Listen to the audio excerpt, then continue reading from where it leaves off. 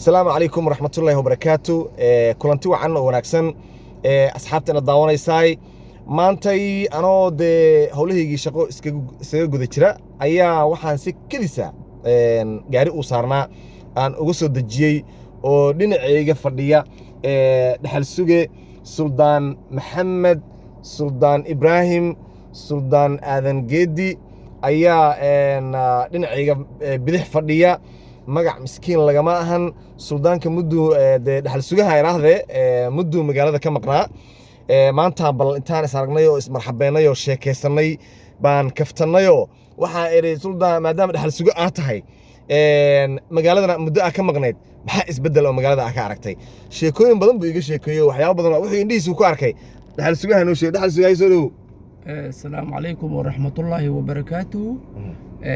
waxaan u mahadcelinayaa wariyaha qaaliga oo VOA Aadan Maxamed Salaad oo maanta amartii u ahay gaarigiisa dhexdiisa. waxaan rabaa inaan hal mar wax ka sheego. aabahay oo daa oo magaalada Kismaayo jooga ayaan soo gaaray. aabana wuu leeyahay alxamdulillaah. intaa kadib horumar badan ayaan ka arkay magaalada Kismaayo.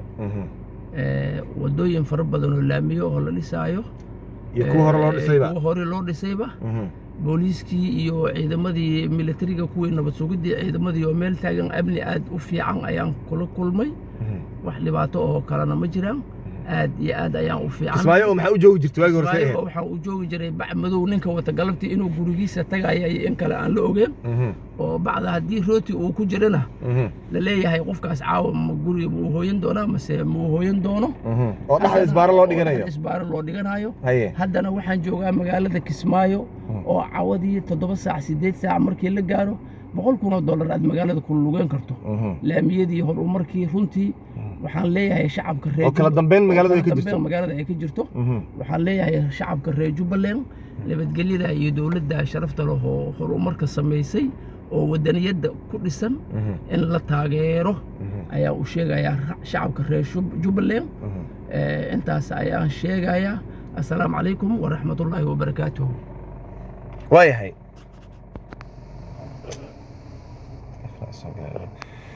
dhaxal sugaha aad buu u mahadsan yahay. taariikh dheer buu ka sheekeeyey Kismaayo oo wuxuu joogi jiray ammaankeedu aad u xun yahay dadku ay cabsi ay ku seexan jireen xaaladdu iska adkeed laakiin maanta waxa uu yiri horumar baa ii muuqda iska daa ammaanka inta laga tallaabsaday oo wadanku nabad noqday baa haddana dadku waxay bilaabeen in dhanka horumarka u jiheystaan oo laamiyada la dhisayo horumarada iyo mashaariicda kala duwan socda waxyaabo lala yaabo waayuu yiri oo beledka ku soo kordhay taasna waxa uu ugu mahadceliyay ilaahay ka sakow dawladda Jubbaland oo gacan weyn ka geysatay in Kismaayo ay maanta nabad ahaato oo dadku ay xilligii doonaan ay soconayaan ganacsanayaan adeeganayaan dhaxal suge aad baad u maasan tahay